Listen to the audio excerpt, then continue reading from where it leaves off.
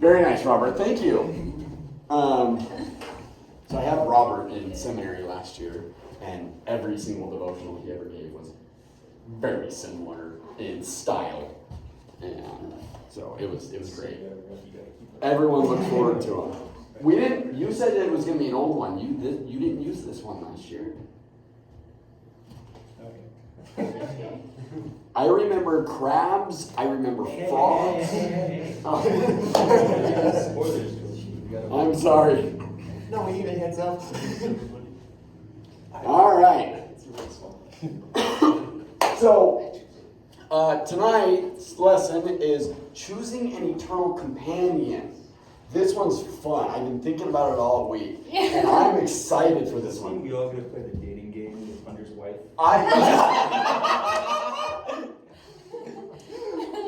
Lindy, how do you feel about that?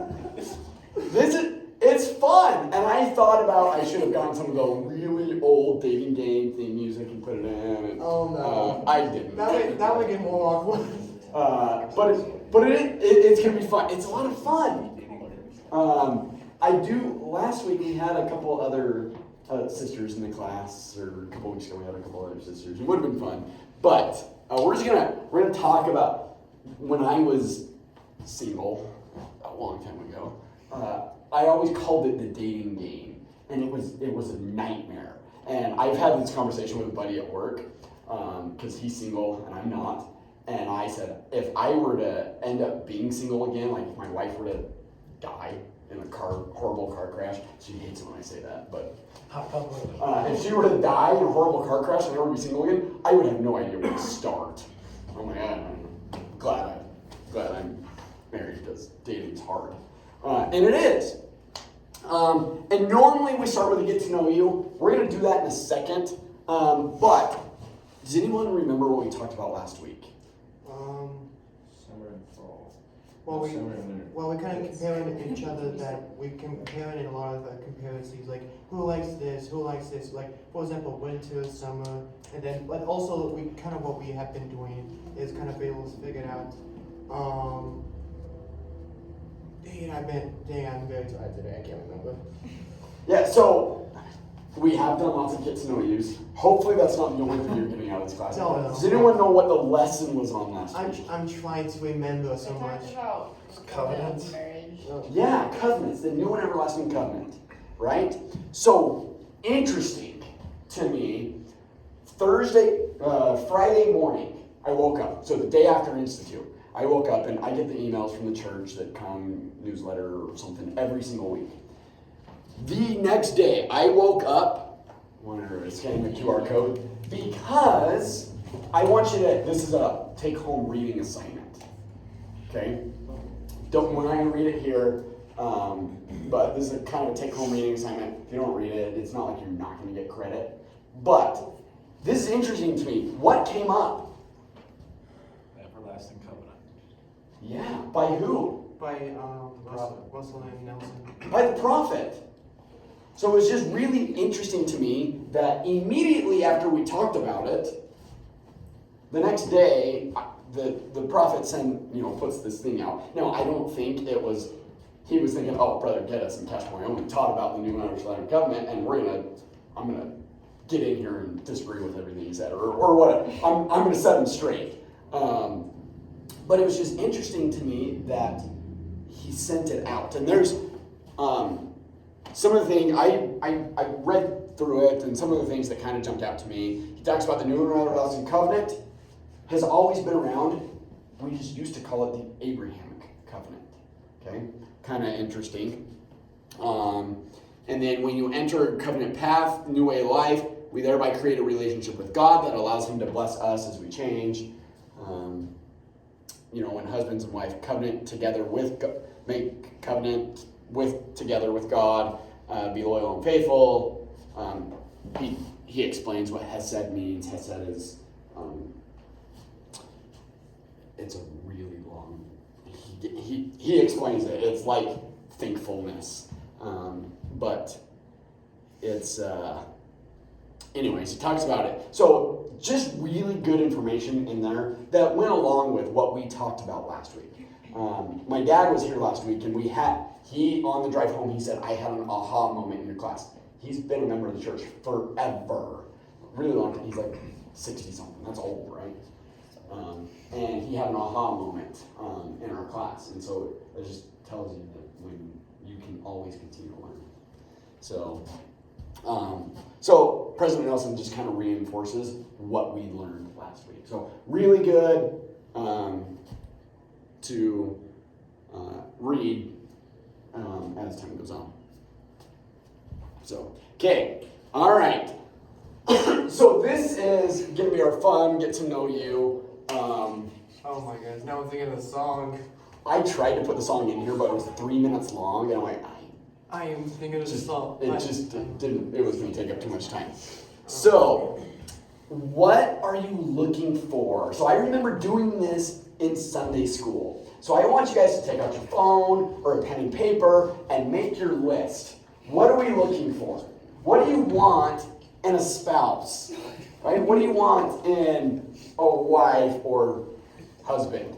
Okay? And you can keep it secret from Hunter. Hunter, you can keep it secret from Lindy. But take out a paper or take out your phone and make a list. I'm just gonna follow the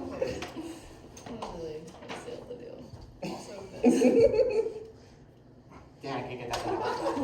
I got a pen if you need one.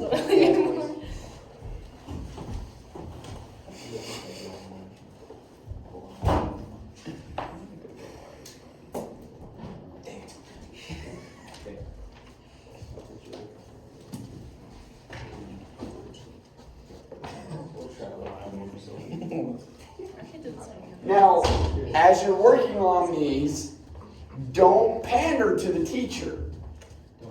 Don't pander to the don't put answers that you think I'm going to like just because you think the teacher's going to like them. Yeah. But what if I'm not looking for someone that's like you? I'm hoping you're That's what not. I'm saying, right? But I'm saying don't put answers on there that you think I'm going to like. Put real answers on there.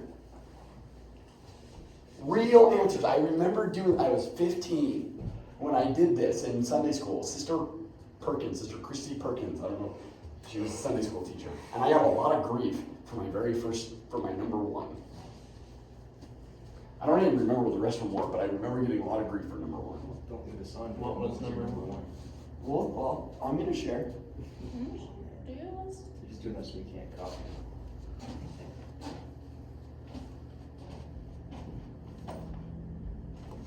I don't care if he looks at it. You can just read the first couple. You're that smart owlet. He's doing the same thing. Hey, come on. Okay, time out. That's not even right.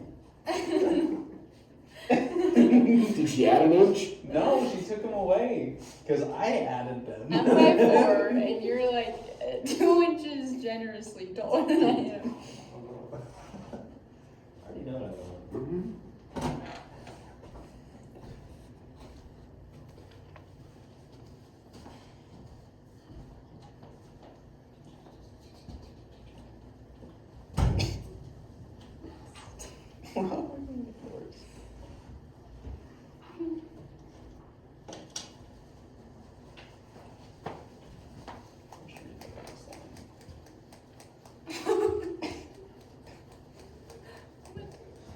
All right.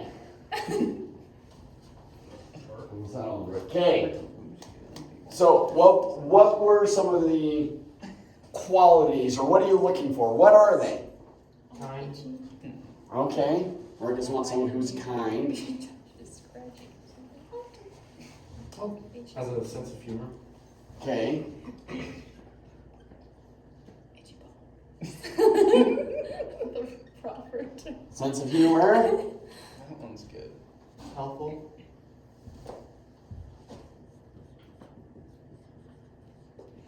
Helpful. Just want to put in the rest of the Boy Scout values.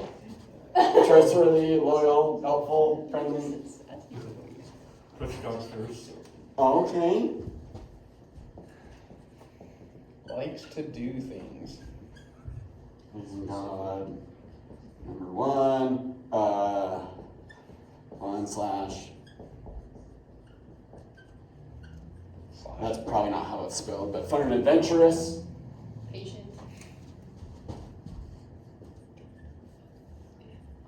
Patient. I would like them to be attractive to me. Yeah. I feel like that's important. That was my number one. When I was a teenager, that was my number one. And all the girls in my 15-year-old Sunday school class gave me a lot of grief. What if she's not hot? Did I say hot? No, I said attractive. And here was my reasoning behind it. And you guys can correct me if I'm wrong. But if I don't find them attractive, I'm not even going to go on a date with them. So I'm not even going to find out if they have the rest of the qualities. Okay? Now, everyone finds different things attractive too, and which is great. Okay? So, anyways, thanks, Ian. Thanks for backing me up. Yeah, that's my first one. This is kind of a weird one. I don't even know if it's a necessary trait, but my birthday's in the winter, so I guess her having a summer birthday, I don't know. That? Very specific. Yeah, and not necessarily a requirement, but it would be cool that you can celebrate at different times and do different things for birthday celebrations. I mean, my wife and I, our birthdays are like a few months apart, but when seasons are different, and it's easy to celebrate different things. We also got married on her birthday, so our anniversary is her birthday. So I only have to remember one day of the year. Yeah. Guess what? You gave her a perfect birthday present. When is it then? Yeah, I wish that was the perfect birthday present. January 14th. Oh, nice. Okay, you said you memorize birthdays. I do. When's my birthday? April 15th. That is good. I can remember. Now you can remember my anniversary and my wife's birthday all at the same My time. birthday's close to Marcus. Wait, what? When's my birthday? The 3rd of January? You didn't know that? Yeah. Okay. How do you know that? He just memory. That's the Sassy. thing. Okay. All right. Any other traits? I want someone who has the potential to be like a good Love it. mother. Okay.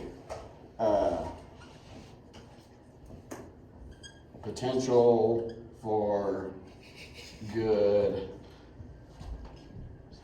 parent. Okay? Potential for a good parent. Okay? Showing loving and kindness. But I mean, said that. I mean, Yeah. loving and caring for the family we are preparing for. Yeah? Which it connects to potential for That's yeah. okay. So and also I already said that in mine. All right. Robert, you got anything? What? Gotta be able to keep up physically, mentally, and emotionally. I'll overlook the physical. Oh. Physically Keep up. and mentally.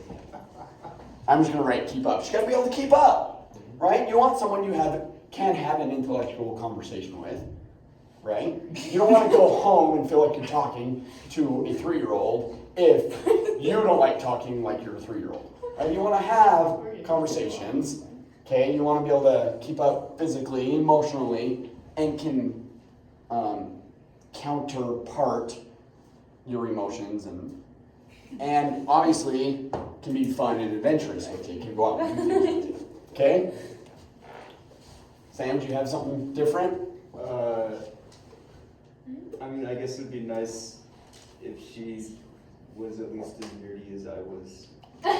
Or if she didn't, what's the word I'm looking for? Judge me for being a geek or whatever. So you're saying this, and I am picturing the Big Bang Theory. Has anyone ever seen the show Big Bang Theory? All of it. You got the nerds, geeks, whatever you want to call them. And I know there's differences between geeks and nerds, and I don't know the difference, but I know there is. Sheldon. But whatever they are. And then you get Penny, who's very not. But either similar interests or supportive of your interests. Yeah, that's a good way to put it, Jordan. Yeah. Yeah.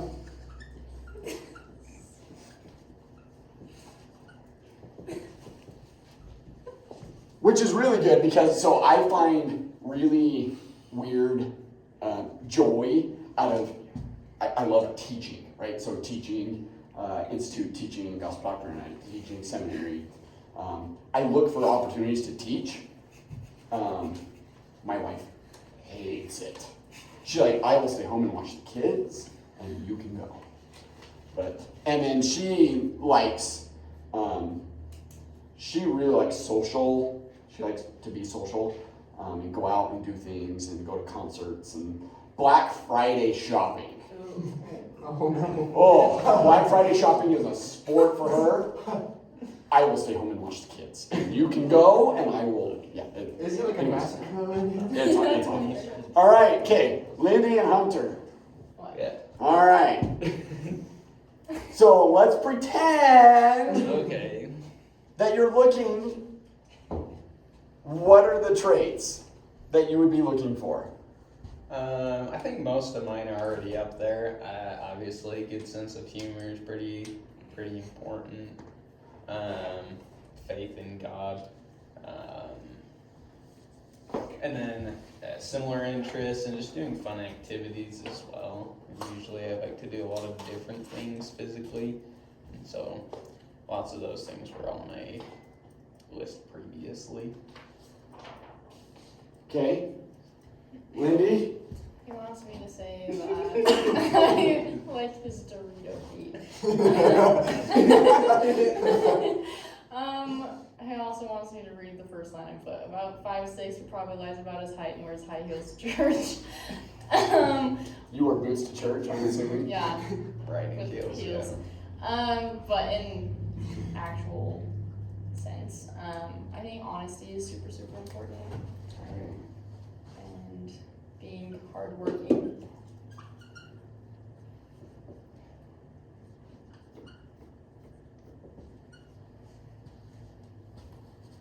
Okay. Honesty, All those hardworking. How tall are you? I'm 5'4". Ooh, was she able to wear heels to the wedding? She didn't. I didn't. You didn't. I wore She Vans. didn't like to. What? I wore Vans. Vans. That's sweet. Thanks, I do. Yeah, that's cool. I can wear heels if we were. My brother's wife they're the exact same height. I think she's even taller by a little bit. And he wore cowboy boots to the wedding, and she had to wear flats so that he could appear to be taller. But, Okay, so that's a pretty good list. Do you think there's anything up here that shouldn't be up here?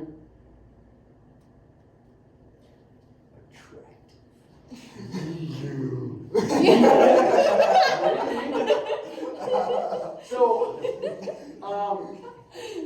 So here's, are you going to find someone who has every single feature? Everything on your list? Everything you want? No. This is a little older. Has anyone ever seen the older movie, The Singles Ward? Oh my. Yes. It's an old mediocre Mormon film. Mediocre. A lot of those movies that were put out were a little mediocre. But has anyone ever seen it? Oh my.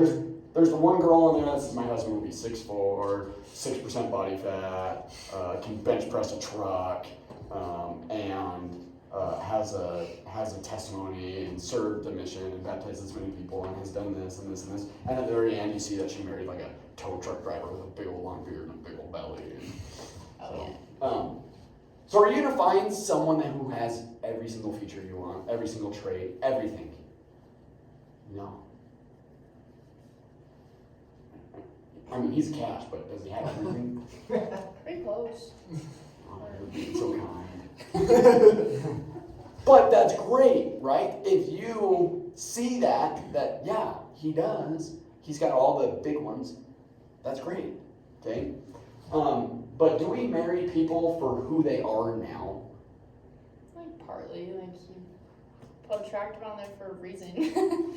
Yeah. But like I think it's about the person they are now, but more about like the potential that they have to continue becoming the person you want to stay married to. Yeah. I love that. You use the word potential. We marry not just, we do marry who they are now. We gotta be attracted to them, and we gotta be attracted to all those traits, right? And even the annoyances can sometimes be attractive. Also annoying at the same time. But we marry potential, and a lot of times we look for potential. If you hope to have an eternal companion, possess. Okay, so here's.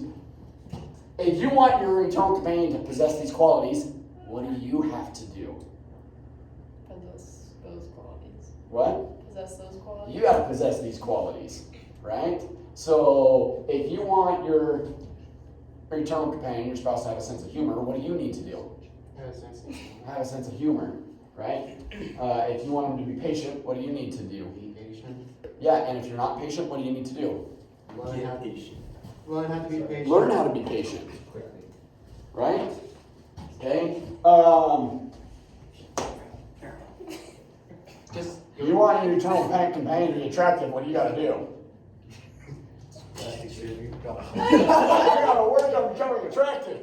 Okay? Yeah, TC. What about the opposite birthday one? Yeah, I have nothing I can do for you there. Yeah, they say opposites attract though. They do say opposites attract. Really, you should try to work on being as far away from those as possible. Mm. Yeah, I'm sorry. I really don't have a comeback to that, Sam. So, but yeah, so that's kind of the eternal truth here, is if you want someone with all of these, then you need to work towards it. Okay, now we're gonna read a quote by Elder Bednar. Okay, Marcus, will you read this? Yes, sir.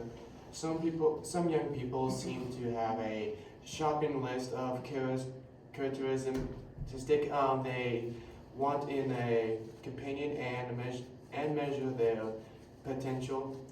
Do you have all the things that I require? If you hope to have an eternal companion who has certain spiritual qualities, then you must strive to develop those spiritual qualities in yourself. Then someone who has those qualities will be attracted to you. Okay, so what's Elder Bednar saying?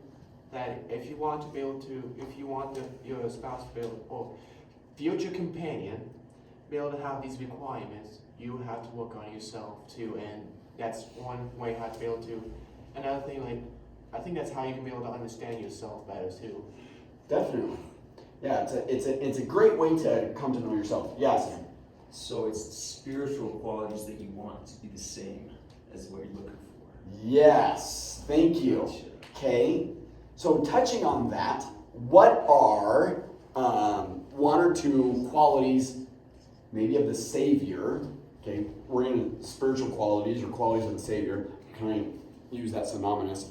That you hope to develop and continue to develop as you search for an eternal companion and get married. Did you ask what are the spiritual qualities? Yeah, what are some of those spiritual qualities that you think are going to help you the best in dating and marriage?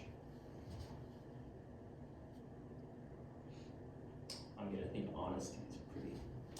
Honesty is an important one, right? Being helpful and kind to others. Yeah, service. I do that all the time. Service is a huge one, especially in a marriage and as you grow your families. Doing the dishes without even being asked, or just looking for something that needs to be done. That's a huge one. And also another one is faith in God first. Yeah, this is, having faith in God, and he's the number one, very important, because we just know, I mean, we talked about the triangle last week, right? God, as we come closer to Him, as a pair, we come closer to each other. This was the aha moment for my dad. So, as you get closer to God together, you get closer together. So yeah, faith in God, that's an important one. Okay. So, this is also going to be fun. What are some hindrances to us progressing, or what stops us from dating? What are some things that kind of discourage us from dating? Being too busy. Okay. That's just my problem. My wife kind of has a lot of say in the whole dating thing. So I'm not doing it anymore. Okay. She should have a lot of say, and you should be dating often. Right? Yeah. You should be dating often, even as a married couple. I mean, when you're a married couple without, I mean, you can date every night, right? You can, watch Netflix and hold hands and have snacks. That's a very common date for my wife and I. We put kids to bed. We will make nachos. I will teach you how to make nachos sometime. Yes. Cookie sheet. Yeah. White what? Cookie sheet. You don't go high, you go wide. And your toppings get all over every chip. That's genius. Cookie sheet. But we eat nachos and watch movies a lot after our kids are in bed. That's a common date night for us, okay? So what are some other reasons we don't date or we make excuses? For me, I don't have a car currently because of medical reasons, or maybe broke financially. I don't know. We are so all in the same boat there. I'll say about Transportation, money. You're afraid. Yeah, people. That's a big one. That's a real. Afraid of what? Well, I think you just. Okay, me personally, I'm afraid because I feel like I would make a mistake. I'll mess up, and I'll mostly get my heart broken. That's what I'm afraid of. So scared of Rejection. rejection.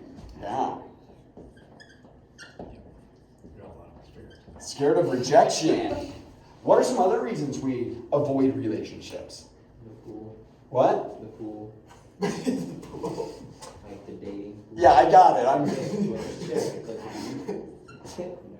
size, I don't get it. The options. dating pool There's new options. / options. Oh, Well, okay, now. Yeah, I mean, Casper, Wyoming isn't Provo, Utah, right? That's Right? enough. It's limited. Even that. It's limited. Now, that being said, can you find a spouse in Casper, Wyoming? Yes. Yes.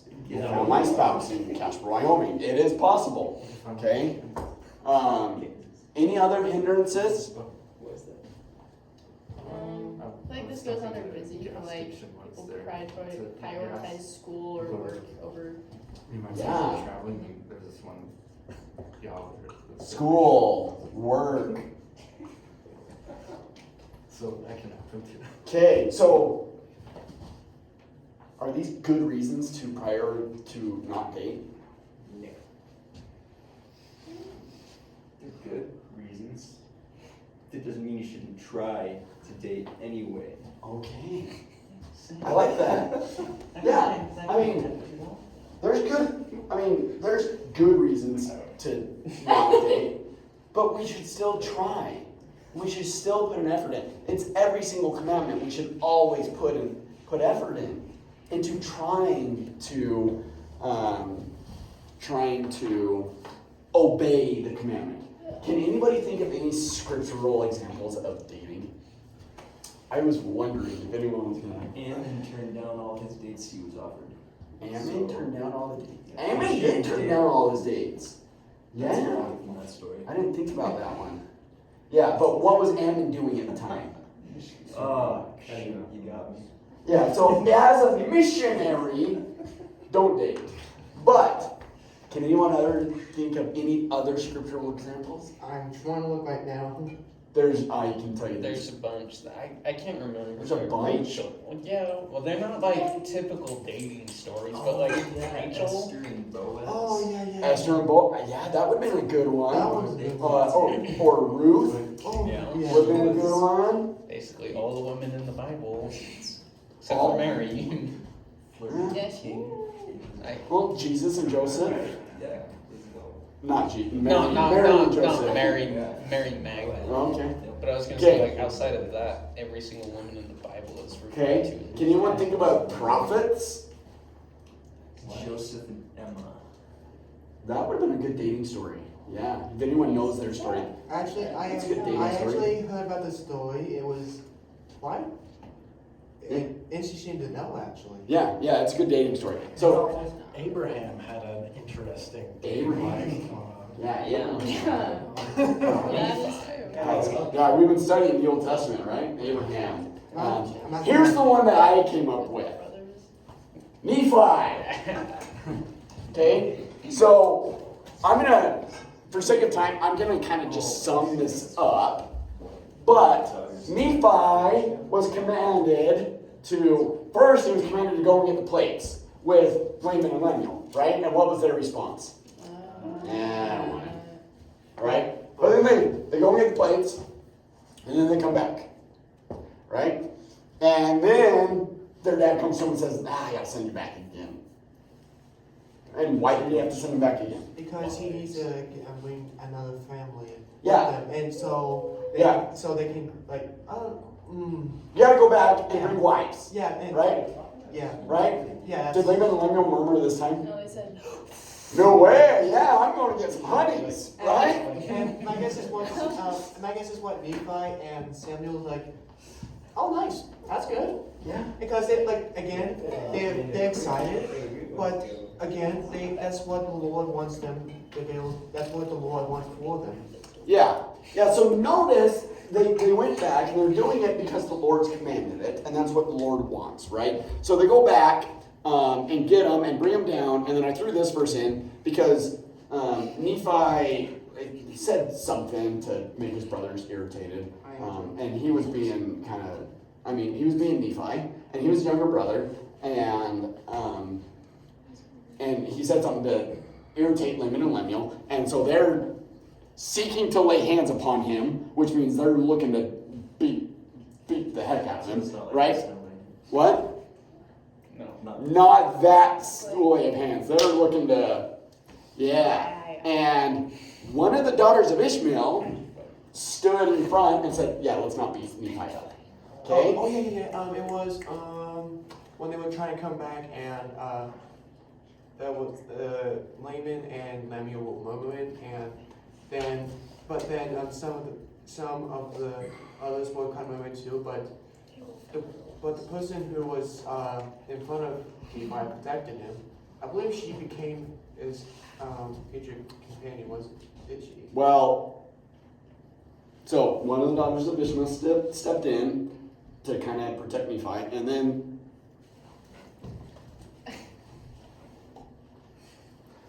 you can scan it if you want. It's right here.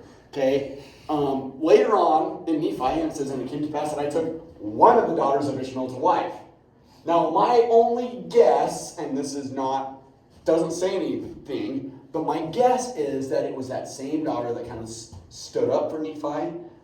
Nephi kind of looked at that and says, "Hey, that's who I'm looking for because she's got faith and she's going to protect me and she's going to be kind and she's loving and helpful." It was all the traits Nephi was looking for. Okay? And so Nephi took one of the daughters of Ishmael to wife, and thus my father, this is exactly what you were talking about, Marcus, and thus my father fulfilled all the commandments of the Lord. And also I, Nephi, was blessed.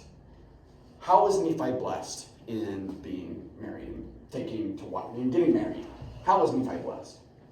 well, it says that he has children. He finds a lot of joy in his family. Yeah. And I think that's just the main thing that you said, joy. Joy is the main thing of a family. It's the kind of main thing of you being, is that you be able to have happiness. And that's part of the plan that God has set for us. If we want happiness, family is the one thing we can be able to have. Yeah, definitely. Sam? They also, not even necessarily right now, but eventually, and maybe then too, had a really good understanding of the gospel and the plan of salvation, so I'm sure she was also,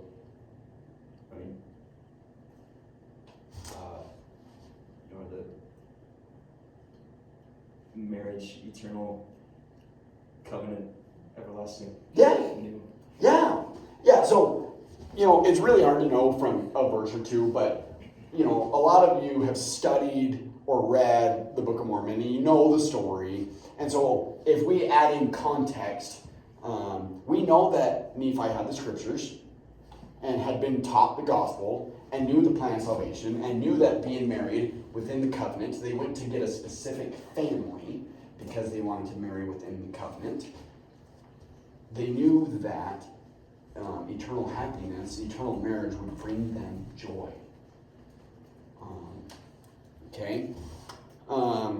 So this is kind of Nephi's example. He looked for the right person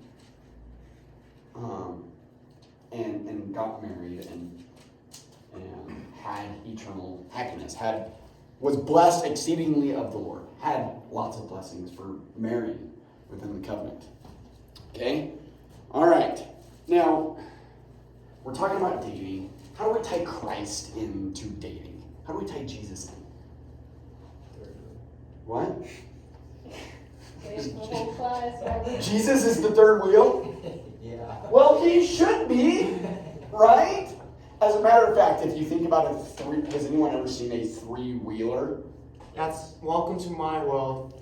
Jesus should be the front wheel, driving the thing, directing you where to go.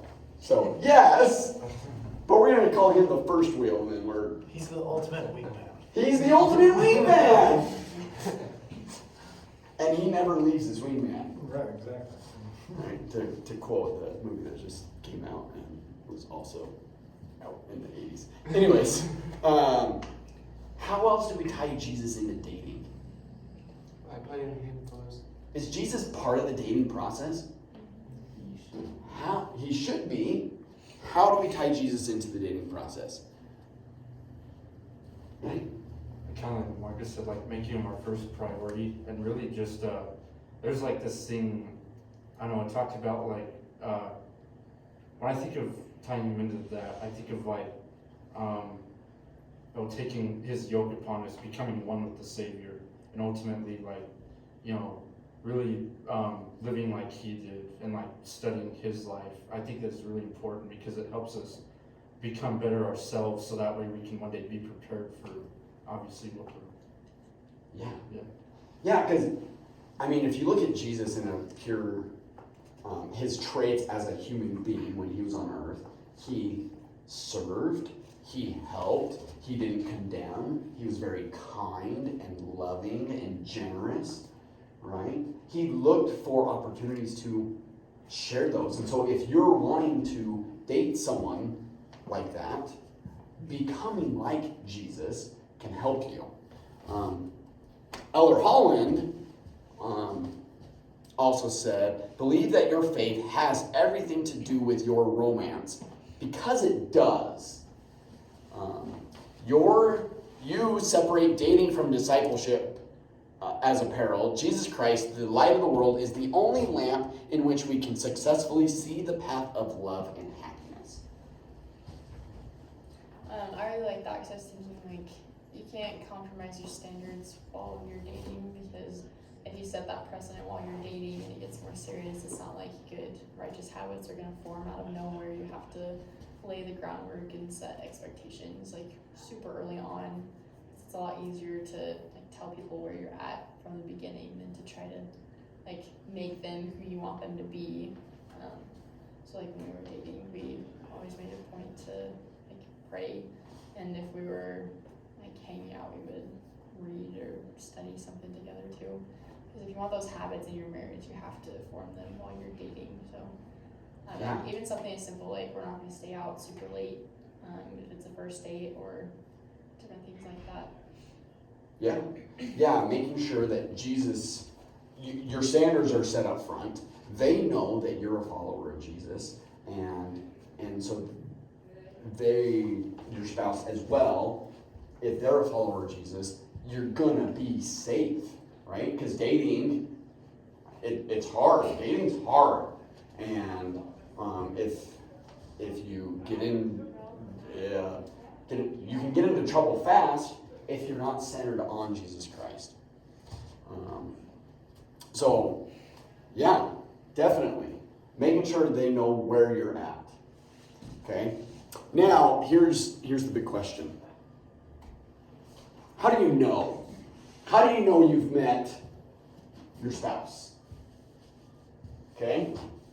So, I'm going to pick on you guys because you're married. How did you know?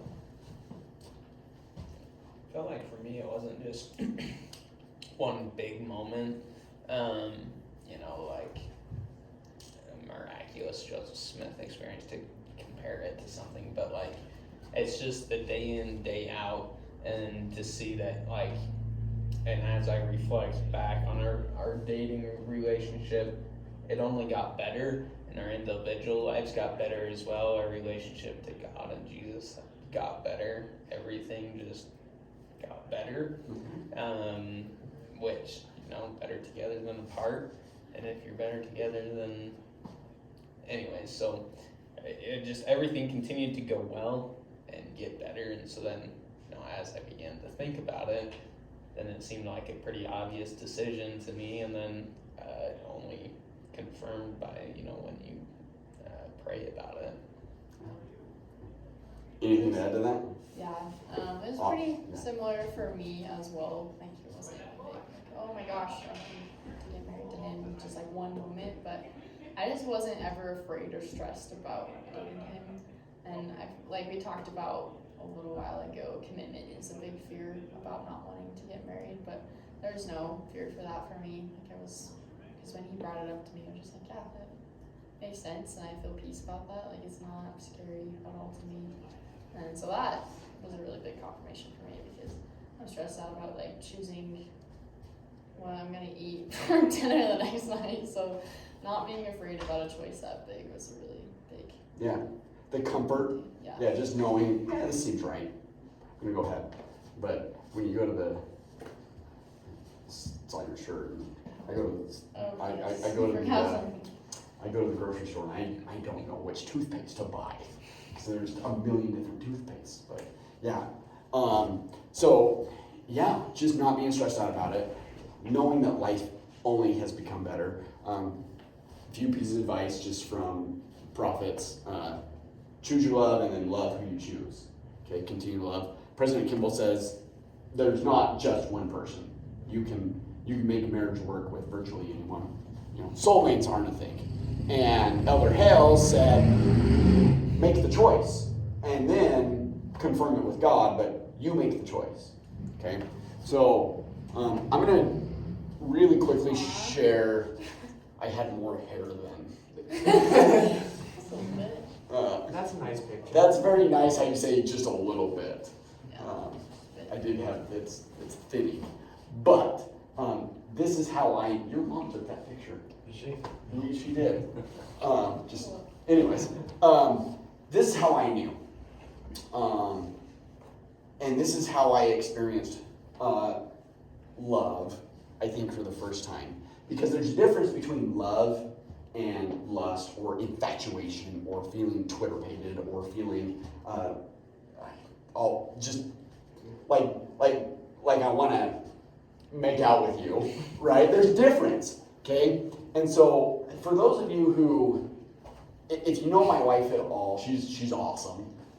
She was adopted and had a pretty rough childhood between 0 and 9. And we were out on a date, and we were just walking, and so my wife, by the way, my wife knew like our second date that we were getting married. This is like 3 months into our relationship when we're on this date. And we were walking, and she was just telling me about her childhood and what she went through. And I had this overwhelming feeling of, I want to just make your life better. I want to serve you. And I know I'm not perfect, but I know I can make sure that your kids don't go through what you went through. And so it was kind of just this overwhelming feeling of service. And that's, to me, that was kind of the moment. And I know there was lots of other moments, and we had talked about marriage, and there were other things. But that was kind of this is real. This is true. This is what I want. Is this overwhelming feeling of service and love. And so that's kind of what I invite you to look for. Christ was the same way. When he showed love, he served people. And he cared for them and made their lives better. And that's what you need to look for in your eternal companion. So I believe Christ wants us to be happy. And part of that is getting married. And to get married, you have to go through the dating scene. You have to go. You have to date. And make sure you keep Christ part of it. You can still have fun and have a sense of humor. I mean, Christ has a sense of humor. But I invite you to do that and just to keep Christ at the center of your life. Share that in the name of Jesus Christ.